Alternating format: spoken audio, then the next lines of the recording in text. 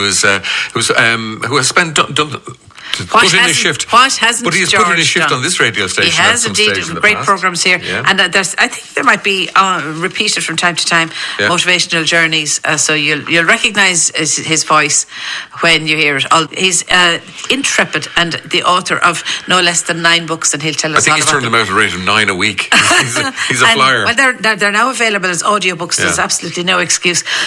They can be downloaded, and you can even get them into your head going along in the car. Anyway, we'll pull to a rash, folks. D15 with you here on Tuesday, and we're about to launch in with our guests, and no better way and no better place to launch than with guest number 1, George Fitzgerald. And George is a familiar voice on this station. If you've been listening ever to a programme called Motivational Journeys, you'll recognise George, because George wears many hats. He's wearing one today. He's wearing a lovely one today. It's a lovely cap. Peaky Blinders will be proud of you. So, writer, author, guru, That's me, documentary maker, musician. Yeah. A general all-rounder. So, first of all, you're very welcome, and thank you for joining us in the studio. Thanks very much. Thanks for being here. It's great to be here. It's like being back at home, you know.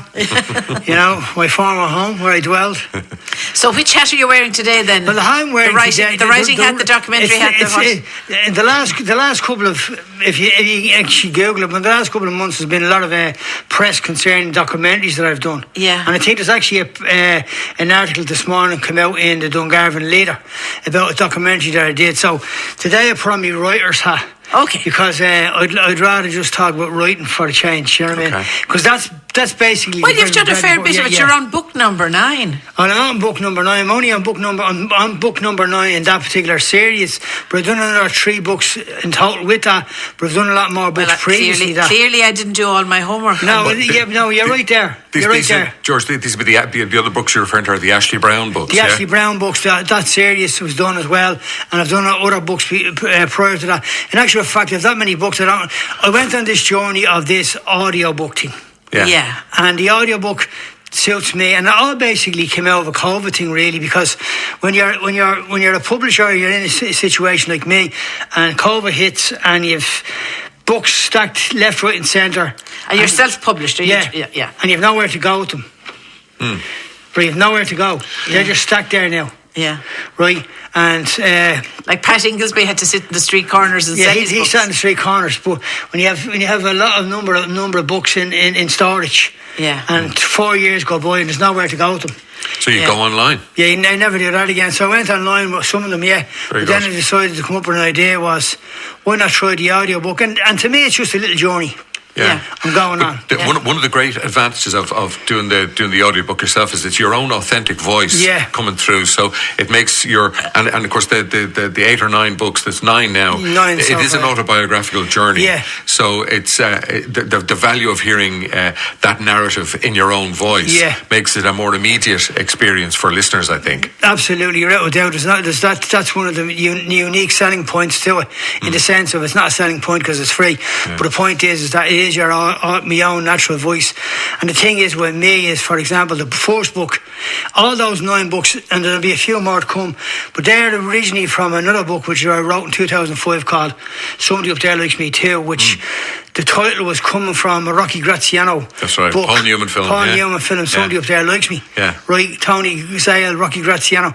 So I just simply said Somebody Up There Likes Me Too. Yeah. And what I did there was, because I was going to go on the audio route, I decided to take something that was already done.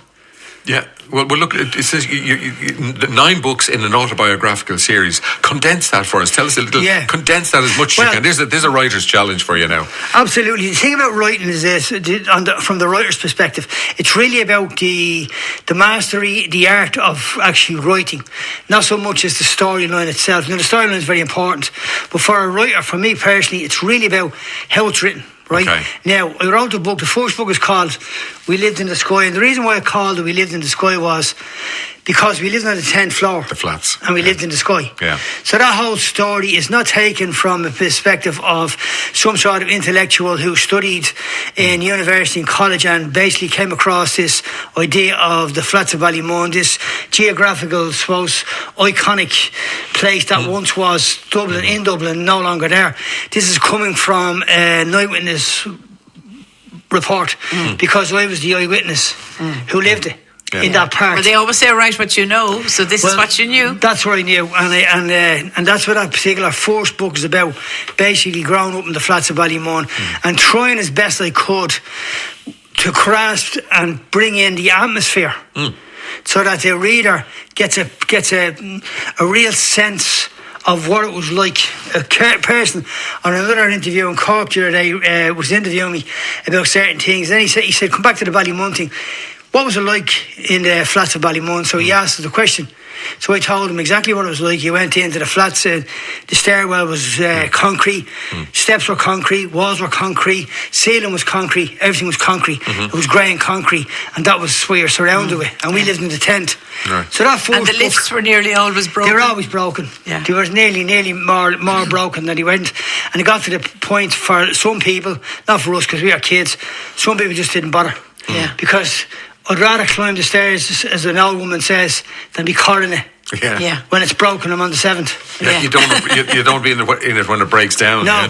Yeah. You could be there a while. So that's the journey started in Ballymun, and then Finglas was where you spent a lot of time growing up as well. Grew up in Finglas South, and the thing with both of them, the both stories is that they are both brand new stories because they're brand new neighbourhoods.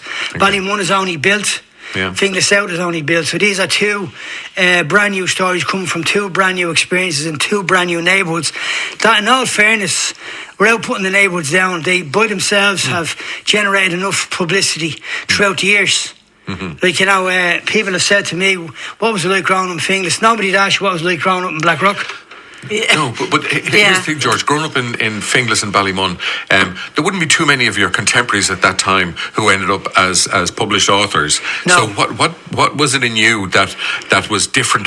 Were you writing as a kid? Were you imagining? Were you making up stories? See, I think what actually helped me was, believe it or not, in our school, when we went to school from Ballymun, when I was a kid in Ballymun, I tell this in the story, they put me in a dunce's corner from a child, right?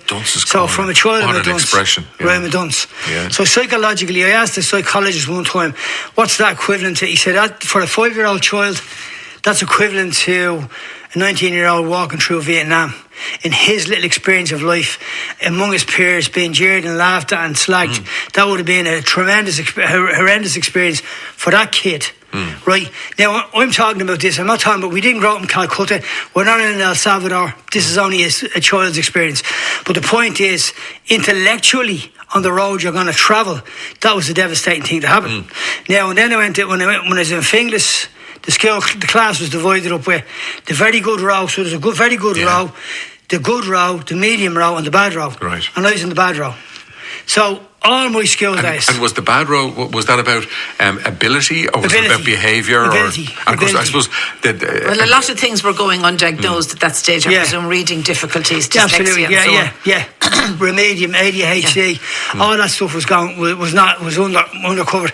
You're punished basically for maybe having a learning difficulty. Yeah. You're physically punished, mentally punished, spiritually punished throughout that. Now, I'm not playing a hard tune here, but the reality is that when you look at that particular background and then look at the road that I did travel, self-taught, self-published, self-everything.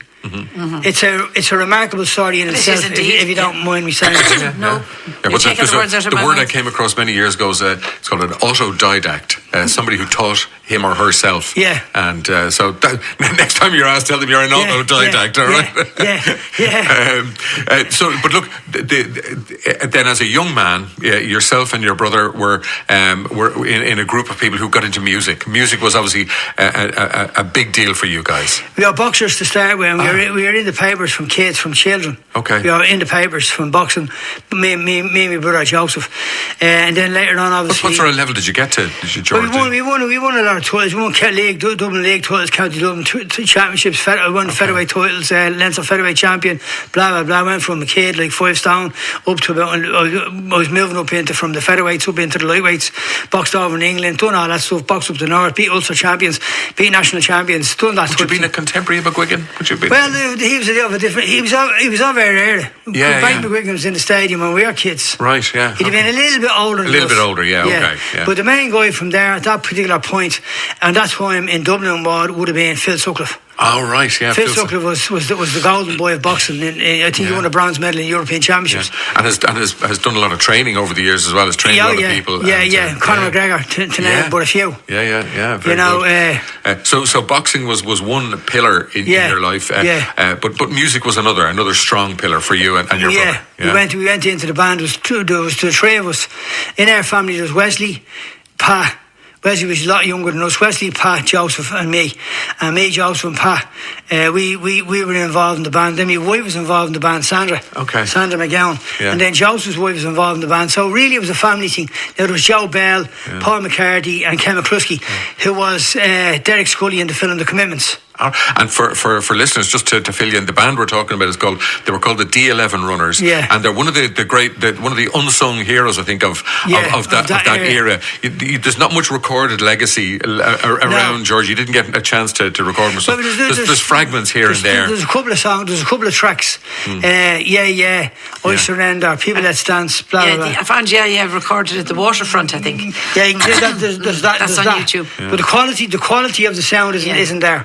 But obviously because it's 30 years old. But that's only the technical end of things. But the quality of the work is very noticeable. Little Bird tells me that the rumour machine has it that your band was the inspiration for the commitments. Yeah, that's the question. If somebody ever asks me, what's the question you've been most asked? That's the question I've been most asked. I think Roddy Doyle actually was asked the question one time. What's the question you've been most asked? Someone told me that, and he said, "Did I write the book, the D11, or the commitments after the D11?" I don't know what he said or not. Yeah. But the thing is, that's the question. The fact is that. It didn't really do us any favours. Okay. In the end, because if you look at it from again a perspective, like say even on a traffic level, we're driving down a particular road, right, and we now have generated by ourselves on our own. Obviously, we had a manager, and Louis Walsh was our agent. Is that right? Louis Walsh was the agent, but we generated 3 hit singles with a British hit in England, a radio hit. We are heading towards Britain. There was all that type of stuff. People were coming over. There was eight publishing companies interested in us. One of them was BMG. Okay. If we research BMG in that particular period, it's Simon Cowell. Simon, I knew that. That's BMG, right? Yeah. So Simon Cowell must have been in the mix somewhere in the background, somewhere there, right? So we have all this attention. The film The Commitments comes out. Ken McCluskey's in their band. He's Derek Scully in the film, and we are immediately connected to the film. And everywhere we go now, we are the D11 Runners, the people that supposedly are responsible for the inspiration. So what happened there was, instead of going down this particular avenue, we switched and turned onto this one. So now we're going into these places, in these venues. We played a national tour with Technotronics, Pump Up the Jam, all that stuff. And now we're doing Commitments covers. Okay. Yeah. And it's sending us the wrong way. So it diluted what the D11 Runners were about in the first place. Yeah. Which was exactly the story, actually, of the movie as well. Exactly. That once they started to make it, that they lost. George, I'm sorry, there's a book in that as well. Do you know that? There's a specific book in that. There's a book in that. That's number 10 coming, folks. That'll be coming out. That'll be the next instalment of those audiobooks. Will be basically the whole D11 Runner story. Very good. So 9 books, 9 books in the series and other series besides, all self-published. That's a big undertaking. That's a lonely undertaking and a bit of financial risk, dare I say, also? Well, not really in the sense of audiobooks, but the thing with the not with the audio, but the published books, there is there. But it's time consuming, so everything's time consuming. But the thing was, the reason I went self-publishing is because personally myself, and this is my own personal journey. It's not everybody's journey. Everybody else could have a different journey whatsoever. I didn't seem to find great favour, or I found it all very difficult dealing with publishing companies. Like at one particular time, I was at this particular meeting, and this publisher was saying to me, and he was talking to me and blah blah, and he said to me then at this time, he said, we're going to change the covers of the Ashley Brown book, The Secret Life of Ashley Brown, The Promise Maker, and he's talking, and he said, we're going to put them all together, we're going to combine them as one book, we're going to change covers, we're going to do all this. And I just said to him, I looked at him and said to him, do you know something? I said, what? This is at a meeting. He says, me and you is going to remain good friends. And I stood up and shook his hand, but he said, from here on in, we're not going to be talking again. And I walked out. And the reason was he was taking my children, which I birthed, and he was making decisions without asking me. Right? And I said to myself, this guy's a gambler. I said, this guy's a gambler. Well, it's a business. It's a business, but I did listen to his narrative, and when he was speaking to me, he was using a lot of undertones of horses and racing and gambling. Okay. Right? And I said to myself, when I walked out there, I said to myself, I'm not allowing him to take what I walked on and gamble. He's making... So the point I'm making here is that on a number of occasions with different situations, I found myself in a wrestling match, right, over basically rights, over cover design, over a lot. So I put self-published. Yeah. So you lose a bit of, you lose a lot of control. You Absolutely. lose autonomy. You get nothing. The author gets nothing. The author gets, if your book is selling for €10 in the shop, the author will very, very at the best get €1. Yeah. Right, because the distributor, or say for example, Eason's gets 55% to start off it. Yeah. So if your book is €10, 55% goes to Eason's. That leaves you with €4.50. Yeah. That goes back to the publisher, who's paid for everything. Yeah. You'd be lucky to get €1 out of it. Yeah. And I said the fellow who bought all the paper and did all the printing is probably not the one making a lot of money either. No. Where all the blood, sweat and tears goes. The writing the thing is where the blood, sweat and tears go. And the physical production of the book is more work. But the rest is pushing things around the desk. Yeah. So for me, in my age, 61, it's about the work. Yeah. It's about the work. So to the audio thing then, how long does it take to bring a book from the page to the finished production? Well, that's a great question. You've got to write the book first, right? Well, you've written, you've a step of them. Every audio book. There's no audio books in the world, I'd say, is actually just done off the cuff. Every audio book is actually a written book. Yeah. So it's a written book, and you're sitting there, like you say here in the studio, and you're reading off the written book. Yeah. So depending on how long it takes you to write the book, number one, and the audio, the actual recording of it, depending again on the size, could take a couple of days. Okay. Yeah. Because you're making so many mistakes. It's easily done. Yeah, absolutely. Do you have record? Do you go to a studio to do this, or do you have? No, have me on. Have me on. Oh, good for you. Good for you. So, look, where can people get them? Because the clock is against us. YouTube. George, You can get them all on Facebook. Number one, on my Facebook page, which is open to the public, or you can get them on YouTube. And what's your Facebook page called, George? George Fitzgerald. Keep it simple. George Fitzgerald. Yeah, just keep it simple. Yeah. George Fitzgerald on Facebook. Are you on Instagram? No, it's just basically, and I put them on YouTube. The reason being on YouTube is just so I can share them to people that's on WhatsApp. I don't really use YouTube, but they're there. Okay. Yeah. Well, YouTube is handy actually, because that means people can. They're there forever. You can download. You get them on your earpods when you're out for a walk or when you're in the car. So far, just to throw this in, so far on Facebook, the series has gained up to about 60,000 views. Wow, good for you. Yeah, well deserved. Fair play. Yeah. Look, you're and great. of course, and your program here was called Motivational Journey, so I'm sure they're all on our Mixcloud as well. Absolutely, George, a pleasure to meet you. Thanks very much. Great talking to you too. You too, George. Absolutely. Look, we're going to move along. The other big birthday today, Grania, is The Boss. Oh yes, Bruce The Boss. Springsteen. And I went with a more recent track that he did. He did a track of covers of soul classics.